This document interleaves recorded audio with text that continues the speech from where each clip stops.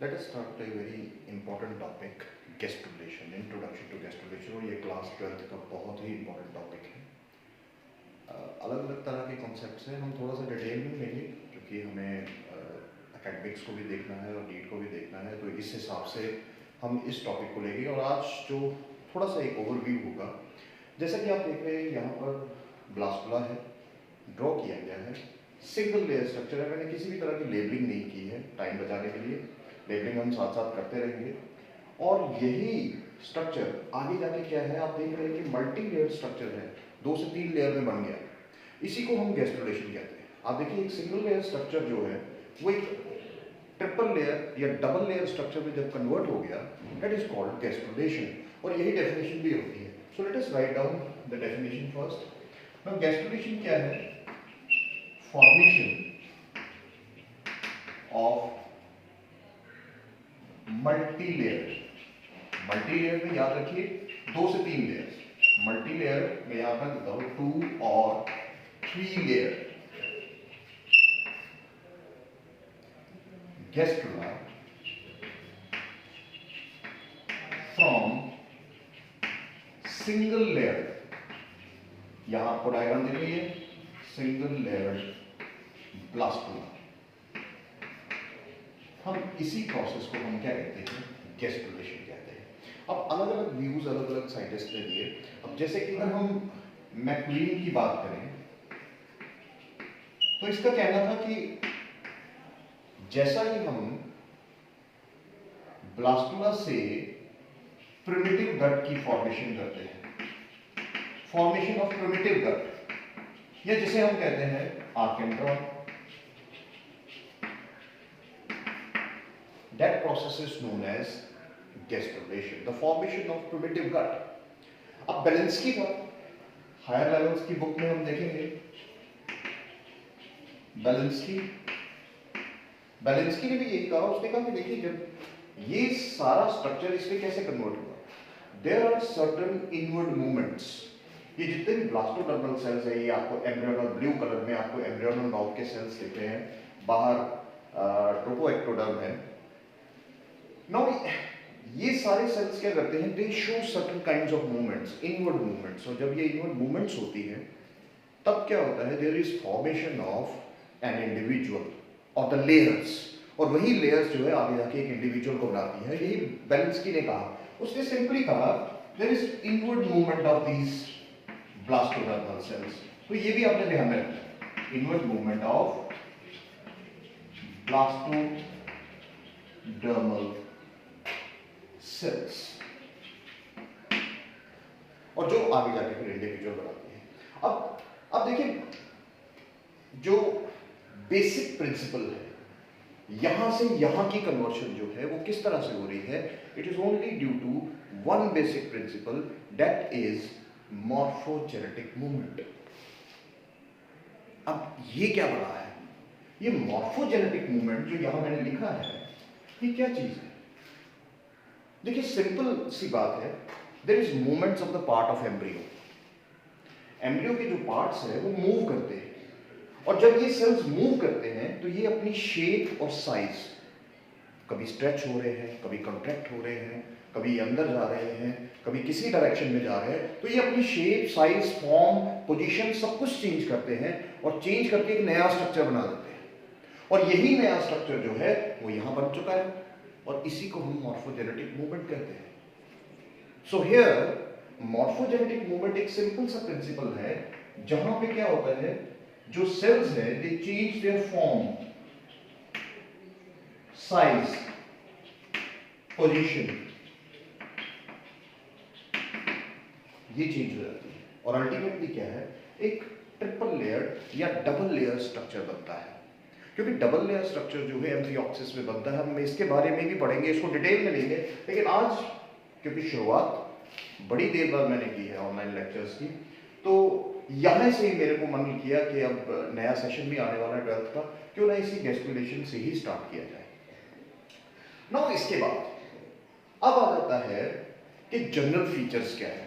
क्योंकि हम एकेडमिक्स की भी बात करेंगे, क्योंकि 12th क्लास में कई बार क्वेश्चन आता है what is gastrulation and what are the characteristic features of gastrulation. तो इसी तरह से हम टॉपिक्स को टॉपिक वाइज टॉपिक लेंगे। जब हम बात करते हैं इसकी कैरेक्टरिस्टिक फीचर्स की, तो चलिए कैरेक्टरिस्टिक फीचर्स भी ले लेते हैं। कैरेक्टरिस्टिक फीचर्स मैं कोशिश करूंगा साफ ही लिखने की, क्योंकि थोड़ा सा तेजी में चलना है, क्योंकि ज्यादा लंबा ना हो। तो पहला जो कैरेक्टरिस्टिक फीचर जो अभी हमने पढ़ा वो ये पढ़ा कि यहाँ पर एक बेसिक प्रिंसिपल है, वो क्या है, मॉर्फोजेनेटिक मूवमेंट। इसको हम डिटेल में नेक्स्ट टॉपिक में हम पढ़ेंगे। दो तरह के मूवमेंट्स हैं, तो इनके बारे में भी जानेंगे, मॉर्फोजेनेटिक मूवमेंट्स होती है। दूसरी चीज यहाँ पर जो जब इस स्ट्रक्चर को यहाँ कन्वर्ट करना है, तो देखिए ब्लास्टोलेशन में जो रेट ऑफ सेल डिवीजन होता है वो थोड़ा सा फास्ट होता है। इसके बारे में मैं बता चुका हूँ, और मैं फिर भी कहूँगा यहाँ पर क्योंकि इंटरफेस बड़ी छोटी होती है और ना के बराबर होती है, इसीलिए ये फास्ट होती है। लेकिन यहाँ पर जब हम यहाँ पहुँचते हैं गेस्टुलेशन में क्या होता है, जो रेट ऑफ डिवीजन है वो स्लो हो जाता है। तो ये ध्यान रखिएगा, स्लो सेल डिवीजन। कंफ्यूज नहीं होना मेरी तरह, ठीक है, मेरी तरह कंफ्यूज नहीं होइएगा, सिंपल सी बात है। यहां पर इंटरफेस शॉर्ट होता है, हम ब्लास्टुलेशन में पढ़ चुके हैं, क्लीवेज जब बनता है तो इंटरफेस बड़ी शॉर्ट होती है, बड़ी जल्दी जल्दी डिवीजन होती है, सेल्स का साइज छोटा छोटा छोटा होता जाता है। लेकिन यहां पर क्या है, जो डिवीजन है वो स्लो हो जाती है। ग्रोथ यहां कुछ खास नहीं होती, growth is not it is we can say insignificant, growth is insignificant. ये पॉइंट बहुत ही इंपॉर्टेंट है, अगर आप चाहेंगे तो आप नोट कर सकते हैं, इनसिग्निफिकेंट है। चौथी चीज जो यहां आती है, देखिए नई तरह की प्रोटीन्स बनती है, जो नॉर्मल सेल के अंदर बन रही थी वो तो बन रही थी, क्योंकि अब ये स्ट्रक्चर देखिए एक इंडिविजुअल बनने जा रहा है, तो यहां कुछ ऐसी प्रोटीन्स तो बनेंगी जो डिफरेंट होगी। So the new kinds of proteins are formed. तो ये भी पॉइंट नोट करने लायक है, प्रोटीन्स आर फॉर्म्ड। पांचवा पॉइंट यहां बहुत इंपॉर्टेंट भी है कि रेट ऑफ ऑक्सीडेशन, सेल का जो मेटाबॉलिज्म रेट है वो बढ़ गया है। So rate of oxidation is increased, rate of oxidation is increased. और यहां का जो अब नेचुरली ये जो न्यूक्लियस है, न्यूक्लियाई, ये बड़ा एक्टिव हो जाता है, क्योंकि ये जो एम्ब्रियोनल सेल की न्यूक्लियाई है दे बिकम एक्टिव। और एक्टिव होने की वजह क्या है वो हम नेक्स्ट में देख लेंगे, क्योंकि अभी वो बताने का कोई फन भी नहीं है, हम सिंपली कैरेक्टरिस्टिक फीचर्स ले रहे हैं। सो छठा पॉइंट जो यहां आ जाता है, और लास्ट पॉइंट जिसे हम लेंगे, nuclei of embryonal sales become active. तो देखिए ये पॉइंट्स जो है कैरेक्टरिस्टिक फीचर्स के लिए बहुत ही इंपॉर्टेंट है, ये आपने ध्यान में रखना है। तो यहां हमारे सिंपल 2 या 3 मार्क्स डन है। तो ये भी ध्यान में रखना है कि क्वेश्चन हमें किस तरह से फ्रेम करना है, और अगर आप ये डायग्राम बना सकेंगे 2 या 3 मार्क्स में तो ये बहुत अच्छा होगा। और नीट के एग्जाम के लिए भी आपको ये डायग्राम आपके माइंड में होनी चाहिए, इसकी लेबलिंग होनी चाहिए। अभी तो मैंने लेबलिंग नहीं की है, लेकिन लेबलिंग करेंगे, हम इसको जरूर करेंगे। अब यहाँ पर लेट अस मूव फॉरवर्ड, थोड़ा सा आगे बढ़ते हैं ताकि अगले टॉपिक के लिए बेस बना के जाते हैं। अब वो बेस कैसे बनाई जाएगी, देखो अब बात तो यहाँ हमने कर दी गई, ये स्ट्रक्चर इसमें कन्वर्ट हो गया। यहाँ हमने ये भी कह दिया कि मॉर्फोजेनेटिक मूवमेंट होती है। देखिए जब ये पूरा गेस्टुलेशन का प्रोसेस हम पढ़ बैठे होंगे तो हम यहाँ देखेंगे 3 चीजें बन रही हैं। वो 3 चीजें क्या बन रही हैं, 3 चीजें यहाँ पर देखिए।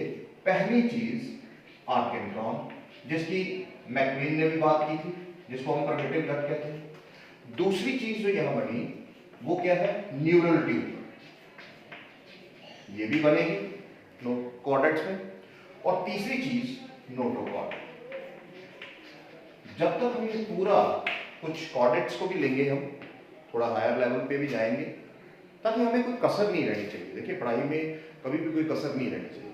हम कई बार शॉर्टकट मारने की कोशिश करते हैं, शॉर्टकट ना ही आप इन लेक्चर्स में देखेंगे कहीं पे भी शॉर्टकट होगा। डायग्राम आपको खुद हैंडमेड सामने बनाई जाएगी, ताकि आपको ये भी डायग्रामेटिक पार्ट बहुत अच्छा होना चाहिए। सो आर्केंट्रॉन, न्यूरल ट्यूब और नोटोकॉर्ड ये गेस्ट्रुलेशन के प्रोडक्ट्स हैं, ये बनेंगे तभी तो इंडिविजुअल बनेगा। अब जो मॉर्फोजेनेटिक मूवमेंट्स हैं वहां पर क्या है, मैंने पहले ही कह दिया कि गेस्ट्रुलेशन पूरा प्रोसेस ही इसके ऊपर टिका हुआ है। There are movements of the parts of the embryo, अपनी पोजीशन चेंज करते हैं, और ये मूवमेंट सारे सेल्स करते हैं। और ये सारे सेल्स मूवमेंट क्यों करते हैं? क्योंकि एक एक सेल अपने अपने तरीके की मूवमेंट करता है, और वो एक एक सेल जब मूवमेंट कर रहा है तो वो पूरे स्ट्रक्चर की मूवमेंट बन जाती है। तो ये ध्यान में आपने रखना है कि एक सेल की मूवमेंट जो है वो रिस्पॉन्सिबल है, सारे इंडिविजुअल सेल्स जो है बारी बारी मूवमेंट करते हैं, और एक स्ट्रक्चर, एक चेंज, एक फॉर्म, वो सभी सेल्स की चेंज होती है, और उसी स्ट्रक्चर को हम कहते हैं मॉर्फोजेनेटिक मूवमेंट्स। तो सिंपल शब्दों में याद रखिएगा। सो ये सारा क्या है, मॉर्फोजेनेटिक मूवमेंट्स जो है दो तरह की होती हैं, एक एपीबॉली और एक एम्बॉली। तो आई होप आप यहां तक पूरी तरह से समझ गए होंगे, और नेक्स्ट लेक्चर में हम ये देखेंगे कि ये जो इंडिविजुअल सेल्स मूवमेंट करते हैं, जिसकी वजह से पूरा स्ट्रक्चर ही चेंज हो जाता है, जिसे हम मॉर्फोजेनेटिक मूवमेंट कहते हैं, वो दो तरह से जो मूवमेंट करती है वो किस तरह से करती है। तो आई होप आपको ये लेक्चर अंडरस्टैंड हुआ होगा। आप देखते रहिए, उसको सब्सक्राइब कीजिए, चैनल को सब्सक्राइब कीजिए, देखते हैं आगे क्या बनता है। कोशिश करेंगे नए से नए चीज़ें आपको देने के लिए, क्योंकि बहुत से अच्छे लेक्चर्स आपको यूट्यूब पे मिलेंगे, और उनमें से एक ये भी होगा। Thank you very much.